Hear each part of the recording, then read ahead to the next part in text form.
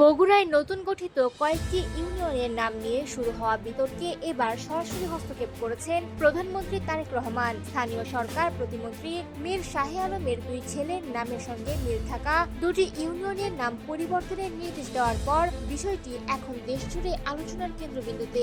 ঘটনার সূত্রপাত গত 11 জুন বগুড়ার শিবগঞ্জ ও নবগঠিত মোকামতলা উপজেলার প্রশাসনিক পুনর্গঠনের অংশ হিসেবে 4টি নতুন ইউনিয়ন গঠন করা হয়। এর মধ্যে ছিল মিরবাড়ি সীমান্ত, দিগন্ত ও স্বর্ণগ্রাম নামের ইউনিয়ন। তবে ঘোষণার পরই অভিযোগ ওঠে মিরবাড়ি নামটি প্রতিমন্ত্রী মীর শাহে আলমের পৈতৃক বাড়ির নাম, আর সীমান্ত ও দিগন্ত তার দুই ছেলের নামের সঙ্গে মিলে যায়। বিষয়টি সামাজিক যোগাযোগ মাধ্যমে ছড়িয়ে পড়লে শুরু হয় ব্যাপক সমালোচনা। প্রতিমন্ত্রী মীর শাহে আলম অবশ্য দাবি করেন, স্থানীয় জনগণের মতামত ও গণশুনানির ভিত্তিতেই নামগুলো নির্ধারণ করা হয়েছে। নিজের দুই ছেলের নামের সঙ্গে ইউনিয়নের নাম মিলে যাওয়াকে তিনি কাকতালীয় বলে উল্লেখ করেন। তবে তার এই ব্যাখ্যা অনেকের কাছেই গ্রহণযোগ্য হয়নি। ফেসবুকে একদিকে যেমন অনেকেই নাম পরিবর্তনের সিদ্ধান্তকে স্বাগত জানিয়েছেন, অন্যদিকে কেউ কেউ প্রশ্ন তুলেছেন প্রশাসনিক জবাবদিহি ও মন্ত্রীদের দায়িত্ব নিয়ে। সামাজিক যোগাযোগ মাধ্যমে বিষয়টি নিয়ে চলছে ব্যাপক আলোচনা সমালোচনা। এমন পরিস্থিতির মধ্যেই প্রধানমন্ত্রী তারেক রহমান সংশ্লিষ্ট